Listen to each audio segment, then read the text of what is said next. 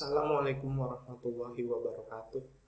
Perkenalkan, nama saya Dimas Indrajaya Sumardi dari kelas AKP 5A, Program Studi Akuntansi Keuangan Publik, Politeknik Negeri Medan. Saya akan mempresentasikan profesi CPA.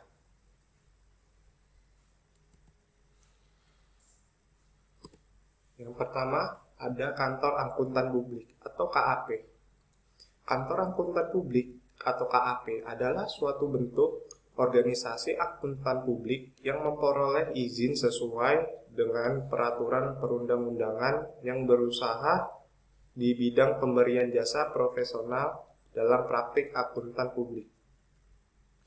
Timbul dan berkembangnya profesi akuntan publik di suatu negara adalah sejalan dengan berkembangnya perusahaan-perusahaan dan bentuk badan hukum perusahaan di negara tersebut. Selanjutnya, ada 4 kategori ukuran digunakan untuk menggambarkan kantor akuntan publik atau KAP. Yang pertama, kantor internasional 4 besar. Keempat KAP terbesar di Amerika Serikat disebut kantor akuntan publik internasional atau 4 besar, diantaranya Deloitte & Touche, Ernst & Young, PricewaterhouseCoopers. Kantor 4 besar mengaudit hampir semua perusahaan besar di Amerika Serikat maupun dunia, serta perusahaan yang lebih kecil. Yang kedua yaitu kantor nasional. 3 KAP di Amerika Serikat disebut kantor nasional karena memiliki cabang di sebagian besar kota utama. Kantor itu adalah RSM, McLaren atau McLaren and Poland, Grant Thornton, BDO Seidman. Setiap kantor nasional berafiliasi dengan kantor di negara lain dan karenanya mempunyai kemampuan bertaraf internasional. Yang ketiga, kantor regional. Kantor regional dan kantor lokal yang besar.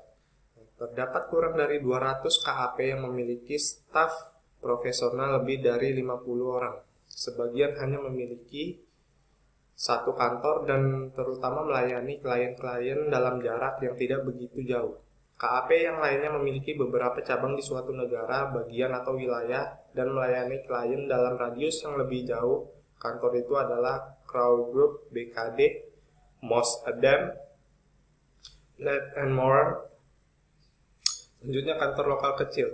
Lebih dari 95% dari semua KAP mempunyai kurang dari 25 tenaga profesional pada kantor yang hanya memiliki 1 cabang KAP. Ini melakukan audit dan jasa-jasa terkait terutama untuk usaha kecil dan entitas nirlaba. Meskipun beberapa memiliki kantor atau 2 klien dengan kepemilikan publik, kantor itu adalah Mahoney, Cohen & Co. Holt, House, Carlin, and Van Trick. Selanjutnya, kegiatan kantor akuntan publik. Selain memberikan jasa audit, jasa atestasi dan asuransi lainnya, KAP juga memberikan jasa berupa jasa akuntan dan pembukuan, jasa perpajakan, serta konsultasi manajemen. KAP terus mengembangkan produk dan jasa baru, termasuk perencanaan, keuangan, penilaian usaha, akuntansi forensik, audit internal yang disubkontrakkan, serta jasa penasihat teknologi informasi. Yang pertama yaitu jasa akuntansi dan pembukuan, di mana di sini klien kecil yang memiliki staf akuntansi terbatas mengandalkan KAP untuk menyusun laporan keuangannya. Sebagian klien kecil itu tidak memiliki personal atau keahlian untuk memanfaatkan peranti lunak akuntansi guna membuat ayat jurnal dan buku besarnya. Sehingga KAP melakukan berbagai jasa akuntansi dan pembukuan untuk memenuhi kebutuhan klien tersebut. Dalam banyak kasus di mana laporan keuangan akan diserahkan kepada pihak ketiga, review atau bahkan audit juga dilakukan. Jika kedua hal ini tidak dilakukan, maka laporan keuangan akan dilampiri semacam laporan oleh KAP. KAP yang disebut laporan kompilasi yang tidak memberikan kepastian apapun kepada pihak ketiga. Selanjutnya jasa perpajakan. Jasa perpajakan di sini SPT pajak perusahaan dan perorangan disiapkan oleh KAP untuk klien audit maupun non-audit. Hampir setiap KAP melakukan jasa perpajakan yang mungkin mencakup jasa pajak bumi dan bangunan, pajak hadiah, perencanaan pajak, serta aspek-aspek lain dari jasa perpajakan. Selanjutnya ada jasa konsultasi manajemen. Di sini jasa konsultasi manajemen atau jasa penasihat manajemen adalah jasa tertentu yang diberikan KAP yang memungkinkan klien untuk mengoperasikan bisnis secara lebih efektif, yang dapat berupa saran singkat untuk memperbaiki sistem akuntansi hingga nasihat mengenai manajemen risiko, teknologi informasi dan rancangan sistem e-commerce, uji tuntas merger dan akuisisi, serta konsultasi manfaat aktuaria. Selanjutnya struktur kantor angkutan publik. Yang pertama, ada kebutuhan akan independensi dari klien. Independensi kemungkinan auditor tetap tidak bias dalam menarik kesimpulan tentang laporan keuangan. Yang kedua, pentingnya struktur untuk memicu kompetensi. Kompetensi memungkinkan auditor melaksanakan audit dan melakukan jasa-jasa lain secara efektif dan efisien. Yang ketiga, meningkatnya risiko tuntutan hukum yang dihadapi auditor. Di sini beberapa struktur organisasional dapat memberikan tingkat perlindungan tertentu bagi setiap anggota kantor akuntansi publik atau KAP. Struktur organisasi. Terdapat 6 struktur organisasi bagi KAP, yaitu yang pertama perusahaan perorangan. Di sini hanya kantor dengan pemilik tunggal yang dapat beroperasi dalam bentuk ini. Secara tradisional semua kantor dengan pemilik tunggal diorganisasikan sebagai perusahaan perorangan. Selanjutnya yang kedua, perusahaan umum atau general partnership. Bentuk organisasi ini sama seperti perusahaan perorangan bentuknya, namun bentuk ini dimiliki oleh banyak pemilik. Yang ketiga, korporasi umum. Di sini keunggulan korporasi adalah bahwa para pemegang sahamnya hanya bertanggung jawab sampai batas investasi mereka dalam korporasi. Selanjutnya, yang keempat ada korporasi profesional. Di sini dia memberikan jasa profesional dan dimiliki oleh satu atau lebih pemegang saham. Yang kelima, limited liability company. Di sini yaitu menggabungkan atribut yang paling menguntungkan dari korporasi umum dan persekutuan umum. LLC biasanya memakai struktur dan dikenai pajak seperti persekutuan umum, tetapi para pemiliknya memiliki pertanggungjawaban pribadi yang terbatas yang mirip dengan kewajiban dalam korporasi umum. Selanjutnya yang keenam, limited liability partnership. Di sini dimiliki oleh suatu atau lebih partner, struktur dan pajaknya sama seperti persekutuan umum, tetapi perlindungan kewajiban pribadi dalam LLP lebih rendah ketimbang dalam korporasi umum atau LLC. Para partner dalam LLP secara pribadi ikut bertanggung jawab atas hutang dan kewajiban persekutuan, tindakan mereka sendiri dan tindakan orang lain di bawah supervisi mereka. Kantor 4 besar dan banyak kantor lain banyak beroperasi sebagai LLP. Selanjutnya di sini ada hierarki KAP yang khas. Hierarki organisasi dalam KAP meliputi sekutu, partner atau pemegang saham, manajer, penyedia, auditor, senior atau penanggung jawab, serta asisten. Yang kita bahas satu persatu. Tingkat staff. Di sini ada yang pertama ada asisten staff. Pengalaman rata-rata yaitu 0 sampai 2 tahun. Tanggung jawabnya yaitu melakukan sebagian besar pekerjaan audit yang terinci. Selanjutnya yang kedua, ada auditor senior atau penanggung jawab. Di sini rata-rata pengalamannya 2 sampai 5 tahun. Nah, tanggung jawab bersamanya yaitu mengordinasikan dan bertanggung jawab atas pekerjaan laporan audit, termasuk mengawasi dan mereview pekerjaan staf. Nah, selanjutnya ada manajer, pengalaman rata-ratanya yaitu 5 sampai 10 tahun. Tanggung jawab bersamanya yaitu membantu penanggung jawab merencanakan dan mengelola audit, mereview pekerjaan penanggung jawab, serta membina hubungan kerja dengan klien. Seorang manajer mungkin bertanggung jawab atas lebih dari satu penugasan pada saat yang sama. Selanjutnya ada partner. Di sini pengalaman rata-rata 10 tahun ke atas.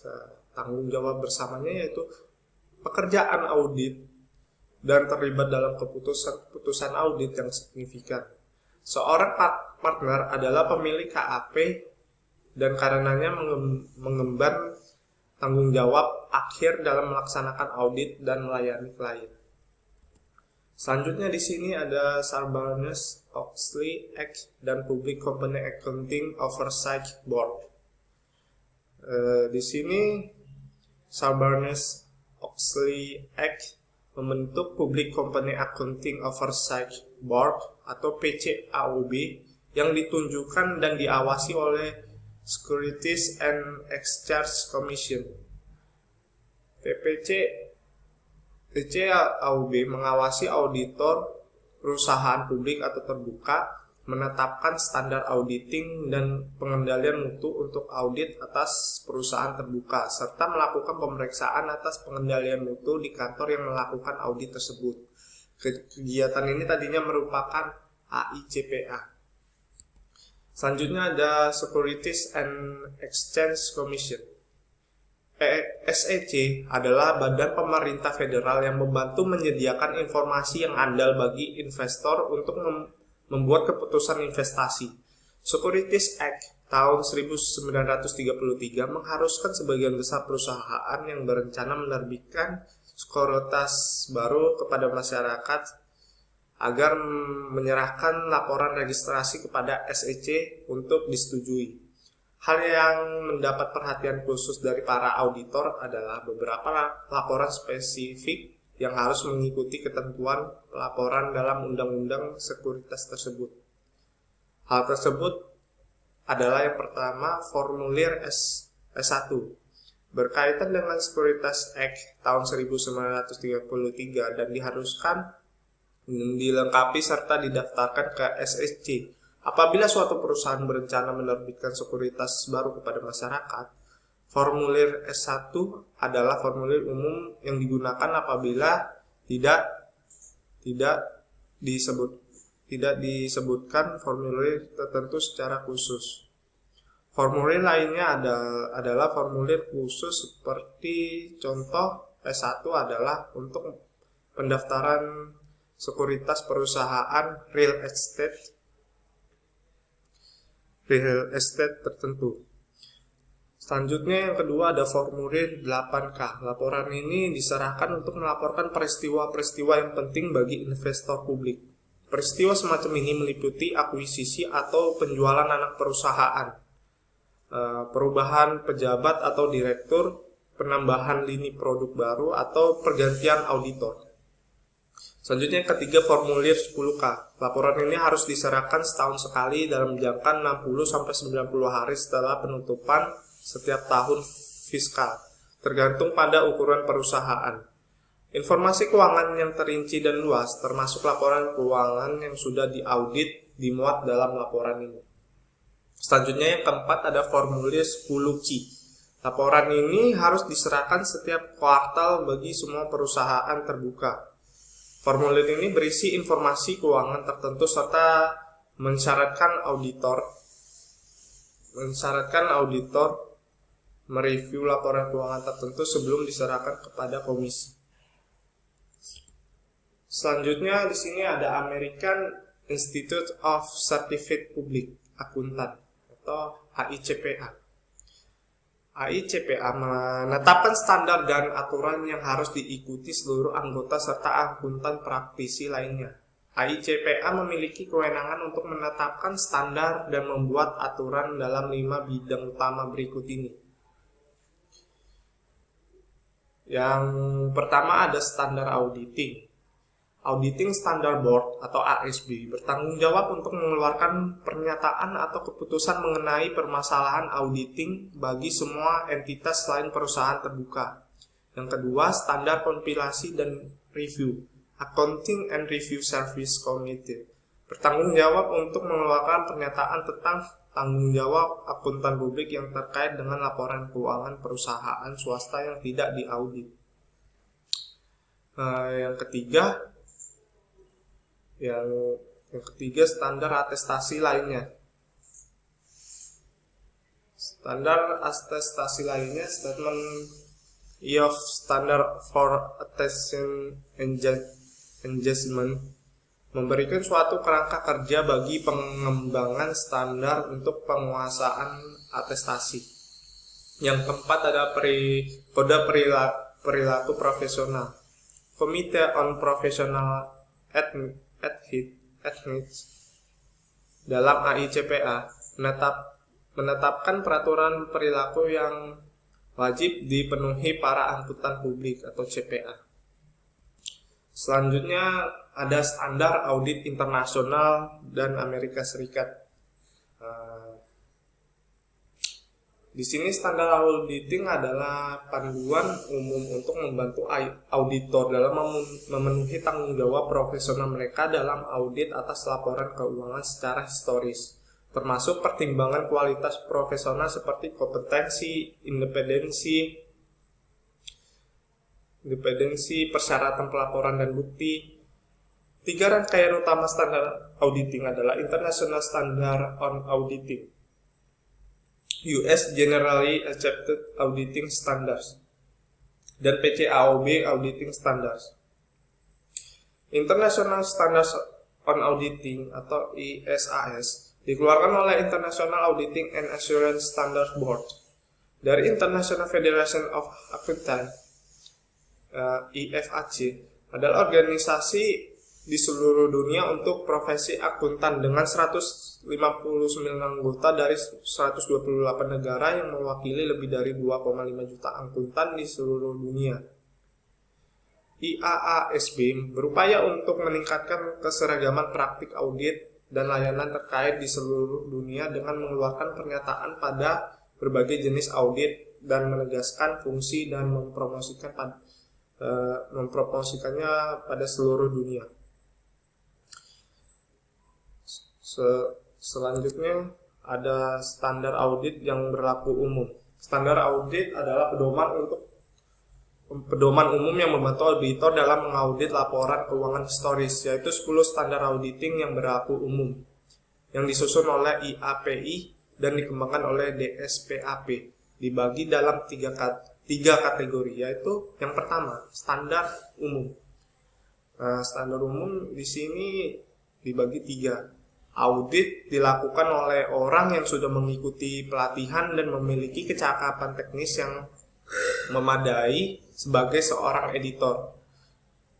Yang kedua, auditor harus mempertahankan sikap mental yang independen dalam semua hal yang berhubungan dengan audit.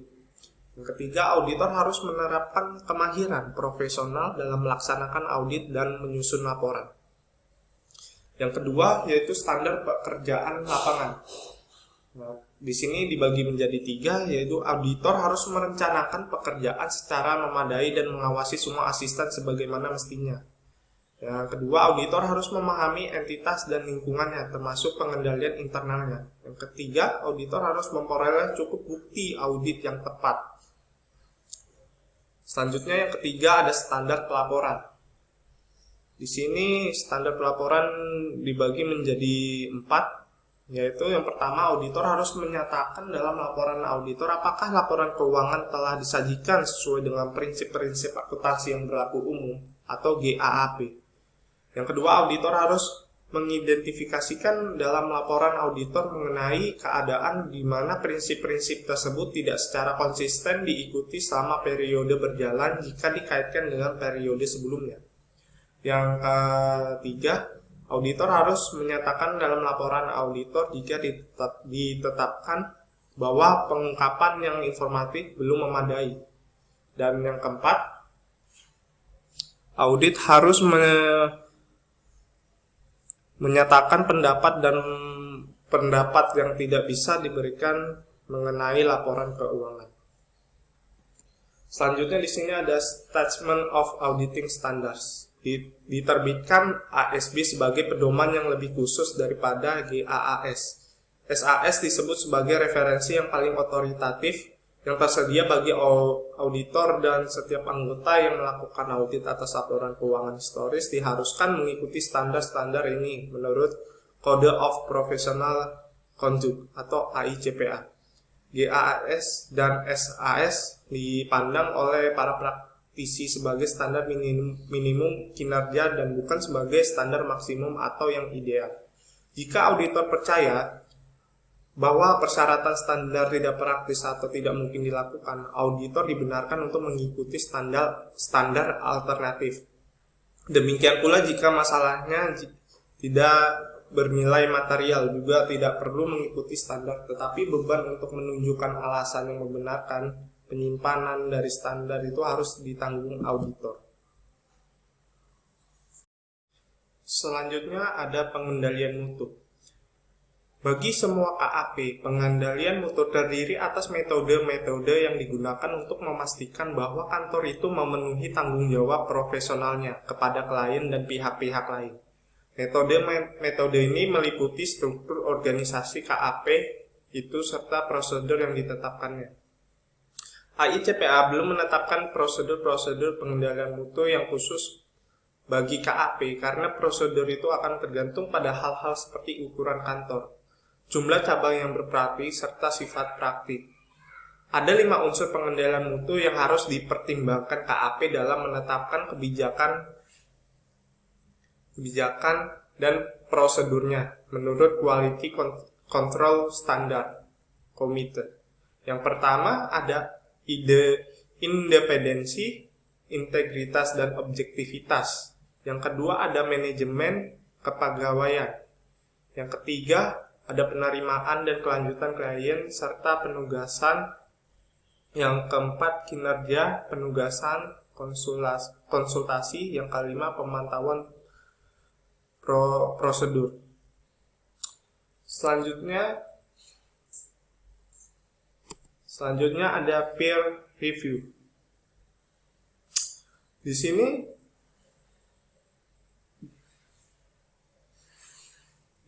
peer review dalam menjaga mutu audit dan mendapatkan keyakinan bahwa pelaksanaan audit telah dilakukan sesuai dengan standar audit, maka perlu adanya peer review. Peer review adalah suatu penelaahan kembali atas pekerjaan auditor dan operasi yang dilakukan oleh suatu KAP oleh sesama auditor. Orang yang melakukan penelaahan sejawat disebut penelaah sejawat atau mitra bestari, peer reviewer. Menurut AICPA, peer reviewer dilakukan setiap 3 tahun sekali atas praktek akuntansi dan audit. Tujuan peer review adalah untuk menentukan dan melaporkan apakah KAP yang direview telah mengembangkan prosedur dan kebijakan yang cukup atas kelima unsur pengendalian mutu dan diterapkan pada praktiknya.